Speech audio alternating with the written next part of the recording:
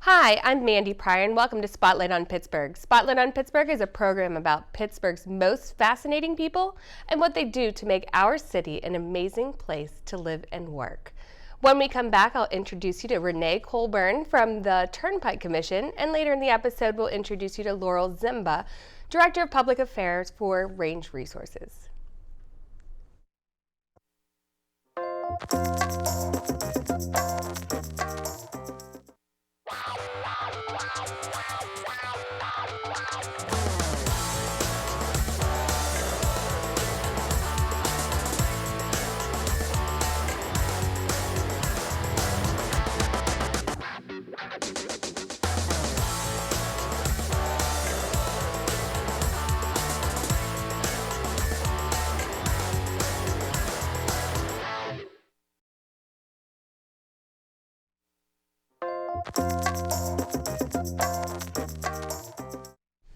Hi, and welcome back to Spotlight on Pittsburgh. Renee, thank you so much for joining me today. Oh, you're welcome. So, what can you tell me? You're with the Turnpike Commission. What can you tell me about your role with them and what you do? Well, I've been working for the Turnpike Commission for about 7 years now, and I started out in their Harrisburg office as the manager of media and public relations.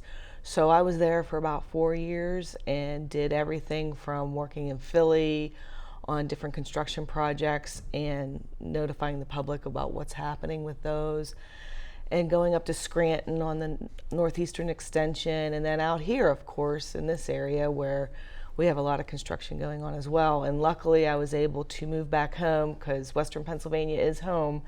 So I moved back here about 3 years ago. We always end up coming back here. Exactly, it is. And I kind of wanted to live with my husband again, so it worked out really well. Works out. Yeah. And so a lot of people are talking about the Southern Beltway project. Can you tell me a little bit about that? Right. Well, that project started long before I ever was employed with the Turnpike Commission, so I had to do a lot of research on how it all got started. And the construction project actually was under construction and kicking off when I got hired here.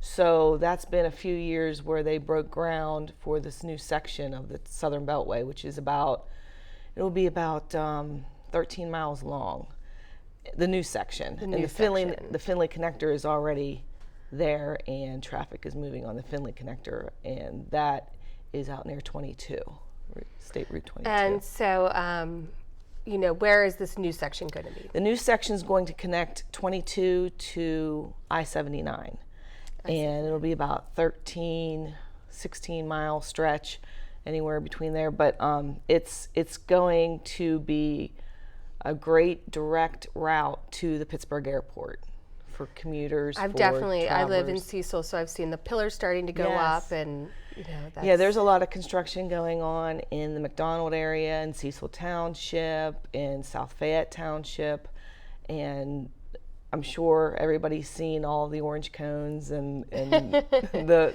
construction equipment going through. And we'll be hopefully wrapping up completion with that construction in the fall of 2021, where the roadway will eventually be open to traffic, but with some restrictions at 79, because the intersection or the interchange at 79 won't be fully completed till 2022. So we have a little bit of time. We have a little bit of time. We have more construction to go through. There's a lot of bridges being built, as you saw with the piers, and it's just a massive undertaking, and we had to split up the whole construction project into different sections, into like 7 sections right now that they're working in, just because it's such a massive project. Yeah, and a lot of people think, oh, they just sat at a table one day, it was like, we should put up this highway, and then things happen. So what are some of the struggles that you've gone underway to have this created? What are you facing? Well, in the design process, that took years and years to design this highway. So we take the designs and we move it to the actual construction.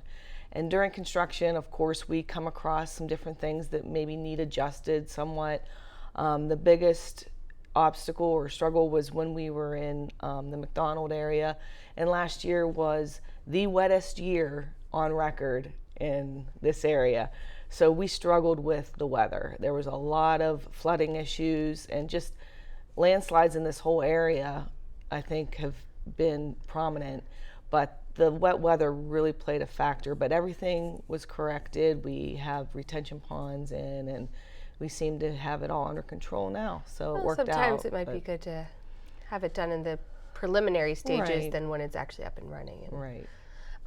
So when do you think, or when will, I guess projected, will the Southern Beltway open? It's going to open to traffic in the fall of 2021, but with restrictions at 79, you won't be able to go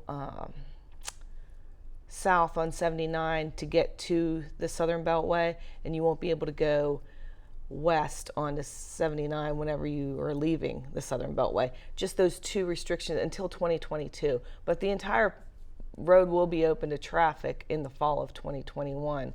And between 79 and State Route 50, it'll be free of tolls. So that's a bonus. So wait, repeat that one more time. Repeat that. Yeah, there won't be any tolls between Interstate 79 and State Route 50 on the Southern Beltway. Okay, ever or just in the beginning stages? Well, right now we have no plans to toll it. So, but from 50 on to the airport, there'll be 3 tolling locations. And this is going to be a cashless tolling roadway, Okay. which means no cash will be taken. You will either use Easy Pass, which a lot of people do have in the area already, or you will be billed with a toll by plate method. And the toll by plate means that if you don't have Easy Pass, they'll take a picture of your license plate as you're using the roadway, and you'll get a bill in the mail for the toll that you Kind of like yeah. if you use the Easy Pass and don't have an Easy Pass. True, it's the same thing, only the toll by plate rate will be, The same. no, it'll be more expensive. It'll be more Yeah, expensive. it's cheaper to use Easy Pass. I know a lot of other states have adopted that in the past, so I can understand. true. Cash is, I understand both sides. So people seeing construction, sometimes there aren't people located at the construction sites, but things are still restricted. Can you tell me a little bit about that? Right, we have construction zones set up, and this is not just for the Southern Beltway, it's like anywhere on the Turnpike. If you see orange cones, sometimes you don't see people actually working there at the time because either their shift is over or it's in the evening or whatnot. But those cones and that speed is limited because those lanes are more narrow than they usually are. There are barriers up and the lanes are narrow. So we want traffic going slowly through there just because of a safety factor. So if you don't see anybody there, it doesn't necessarily mean that nobody's working there, because eventually they will be. It just depends on the shift work and that kind of thing. But always be aware of the speed limit. And even though there's nighttime work and daytime work, I mean, they all work in shifts, so you have to be aware of that. And those people put their lives on the line every day out there on the roadway, and they don't want, cars going by them at 70, 75 miles an hour. I mean, the signs that say my dad or my Right. mom work here definitely, It hits home, right? it does. People, it makes They you have think. families, right? They all have families just like we do, and they want to get home to them safely. So we're hoping that people obey those speed limit signs particularly. And so, construction season, obviously, we call it winter construction in Pittsburgh. So what other projects are going on in the area that, We have widening projects, but right now, I mean, after the winter months, there's a lot of pothole patching on the main line. We have a lot of that going on where you see a single lane pattern and we're patching them or we're resurfacing. And it takes a lot of work and a lot of time, so we ask people to be patient, but we're just trying to make the roadway better, whether we're patching potholes or resurfacing the roadway altogether. and is there anything else that I haven't touched upon that maybe you would like to bring up about either the Southern Beltway, what the idea is behind the Beltway, I guess, and Right. Well, we were mandated by the state legislature to build this highway, so I don't think a lot of people do realize that. And as far as our commitment is concerned, we are definitely going to have that road built by 2021, 2022 to be finished. So that factors in to letting people understand like where this all started, and this was back in the 80s when this project even began. So we're nearing the completion date. That's great. Right. People think it happens so fast, which the construction actually happens for as big of a project as it is. It's an $800 million project, so it's happening pretty fast. I mean, not as fast as, say, a mattress store going up. But, right. But it is amazing. How can people get more information about the Southern Beltway? They would go to our website at paturnpike.com, and you would click on Design and Construction, and all the major roadway projects are listed there. So that's where you can find out about the Southern Beltway, any projects along the main line, so you can easily click on each one. Well, and as we watch the project continue in our neighborhoods, it's important to get information about how far it's projecting, if there's any changes and everything. There's a whole page dedicated to Southern Beltway with weekly updates on that page, so people can watch the progress as it moves forward. That's great. Thanks so much. We'll bring you back out in a little bit when Laurel comes on, and thanks for all of your information. Certainly. To find out more about Renee and the Southern Beltway, as she said, go to paturnpike.com. We'll share the actual design website with you at the end of the show. We'll be back in a moment.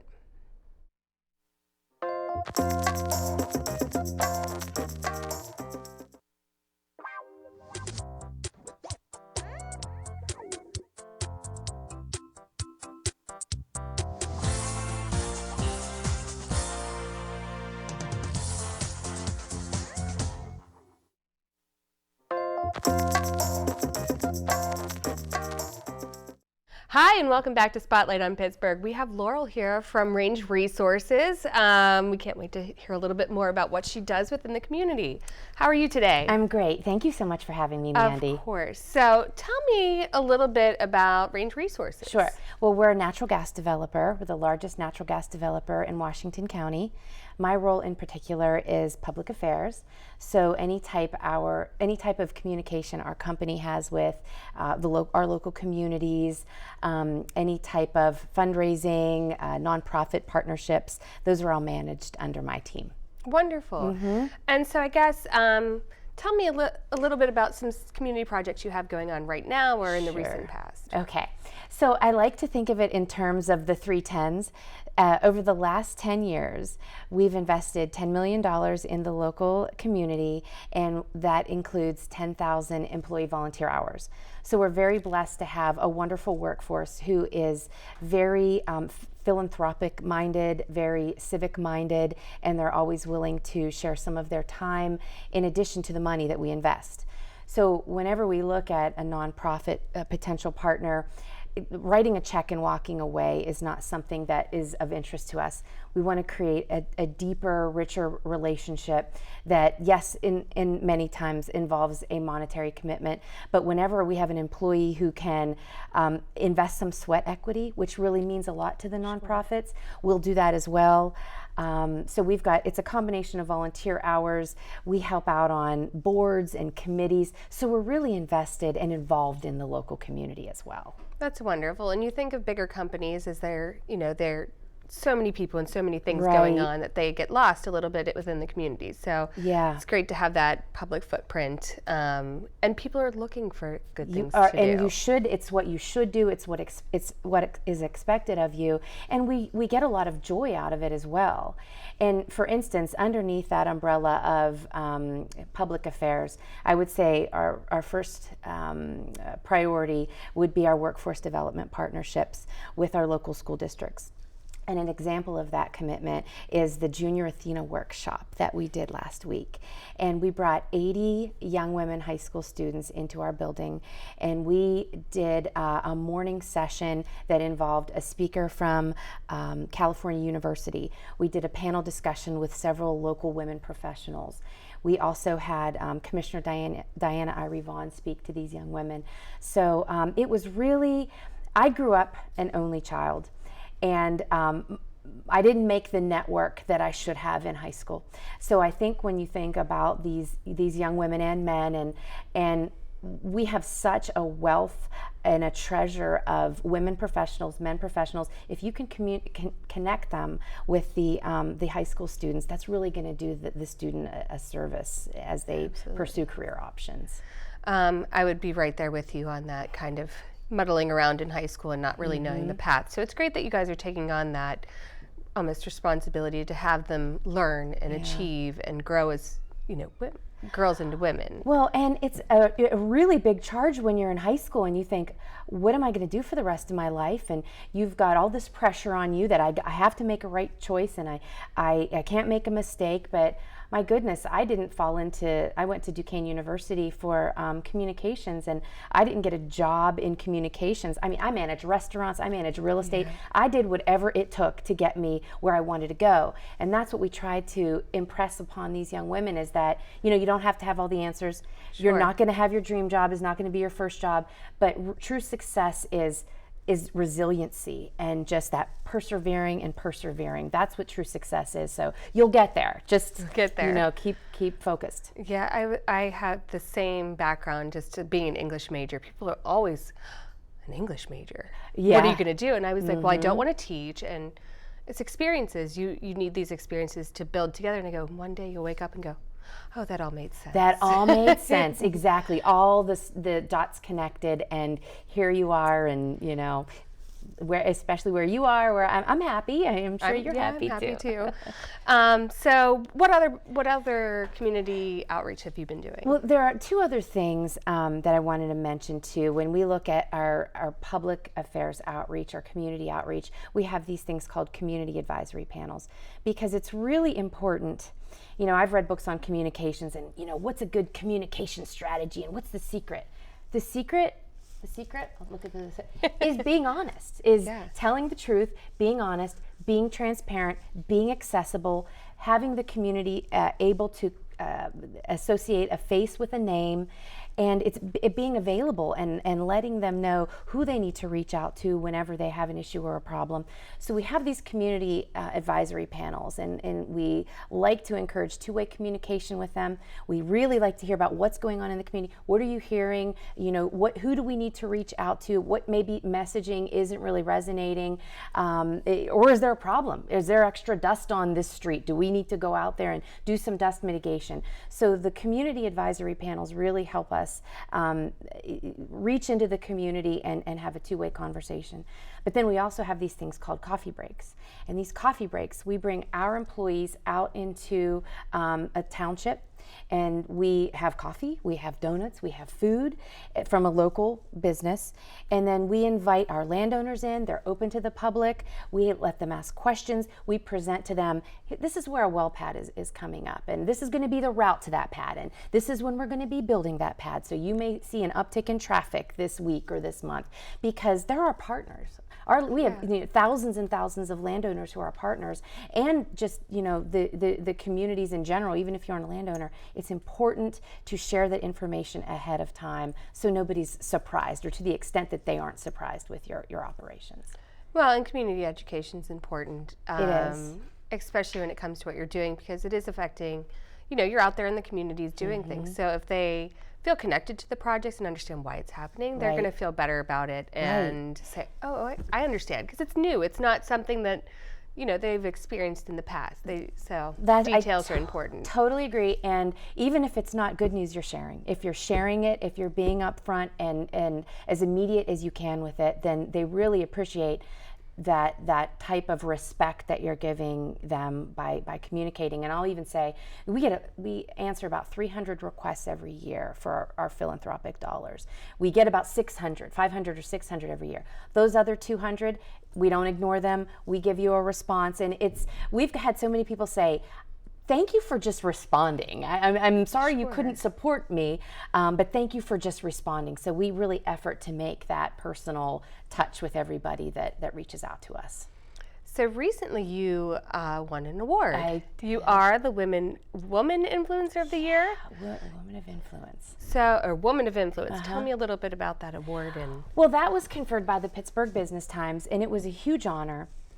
But we don't do anything on our own. When you've heard people say it takes a village, and I think who I am is a reflection of all the strong women that have either helped raise me, my mom and my aunt, or friends that I know, or teachers. You're kind of a reflection of all those collective experiences. So that was really meaningful for me, and it really made me recognize all the people that have kind of helped me along the way. Sure. I mean, you're in your position, especially, you're the brave one who will be put in front of others to say all of the things. Yeah. But there's so many different hands behind you helping you to kind of achieve that. It takes a team. You can't do anything on your own. Well, is there anything else that I haven't mentioned that you would like to talk about or share? I just have two other things that they're partnerships that I want to talk about. Getting further than just writing checks, we like to create special experiences. So 3 things that we're really proud of are our first responder investment that we have through the Washington County Community Foundation. We have made $126,000 of grants through first responders. Our service companies were a part of that. And then City Mission, we have a softball game where our employees play their clients. We're doing that at the Wild Things field. And then Greater Washington County Food Bank, we have a big food drive every fall. So we try to get creative and fun with some of our You're doing a lot in the community. Well, we thank you so much for all of your efforts. Thank you. We'll bring you back out with Renee in just a moment. Sounds great.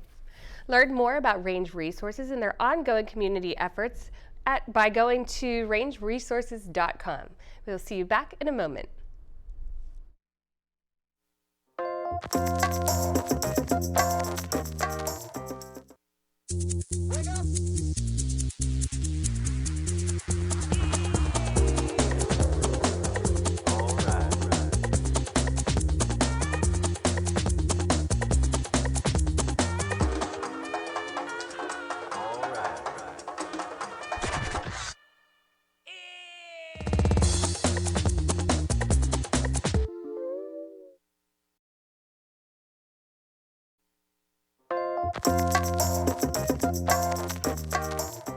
Hi, and we are back with 2 extraordinary women. I'm so glad to have you both on the show today. I know that you had spoken a lot about a community engagement, and we wanted to touch base with you, as I believe you are doing a lot as well. Right, that's how the whole construction project gets kicked off. Each section we have a community outreach event in the location where we're starting a construction project, and I agree with you. That's the most important thing, is to get out there and talk to the public about what is happening, what's going to happen in their neighborhood, what can they expect through construction and beyond. So we are there, and usually we get anywhere from 50 to 100 people who show up per meeting, and they're concerned about obviously what's going to happen in their backyard. What are the detours that are going to be happening, and it's best. I really agree with you there, to be transparent and open and tell them, hey, this is going to be like 2 years out of your lives. It's going to be crazy. So, but once it's done, and it's going to be a big benefit to the community. Well, to bolt on to what Renee said, and it angers me too, there's no worse way to start your morning than when there's a detour or there's a water truck in front of you and our water trucks do the speed limit, and we get complaints because you're going the speed limit. I got to get to work. But I think, like you said, if they're aware and know what to expect, you're not surprised that Monday morning when you're on your way to work and it's like, oh, it's construction. Right. Construction vehicles, and obviously, yes, they do slow a commute down, but it's a necessary evil to get the project, finished. Right. Yeah. Absolutely. Well, let me ask you this. So, how did you get involved at the Turnpike Commission? Oh, it was quite the experience. I mean, I worked in television before this at KDK and at WQED. And as with everything, there's a lot of layoffs that go on in television media. And I was freelancing at the time when the job opening came up in Harrisburg. And I really had to make a big decision whether I wanted to move out to Harrisburg and leave my family for a little while. And that's a tough decision. It was a tough decision. And it was a great opportunity that I didn't want to pass up. And it fit all of my qualifications, all of my experience and everything. So I thought, this is checking all the boxes for me. So I got to jump at it. And it took me 4 years to get back to this area, but it was well worth it. Well, that's wonderful. Yeah. Well, we love our area. Yeah, We do. do. Well, Cecil's voted the best place to live in Pennsylvania. Well, I'm glad I live Oh, there. wow. Yeah, that's right. I heard you say you're from Cecil, so am I. It's wonderful. Well, thank you both so much for coming on. We'll have all of the details on our social media pages as well as shared out, obviously, on the community TV station coming up on Comcast and Verizon.